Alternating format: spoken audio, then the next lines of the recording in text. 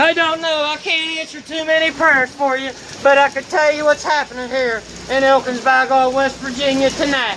He's here, boys and girls, and he might be right here behind me. But I tell you what, when you ain't scared, when the power of the Lord comes before you and wraps the hands of Jesus and tells you to do what you got to do, sometimes you got to do what you got to do. You got to come out and fight. Fight for him.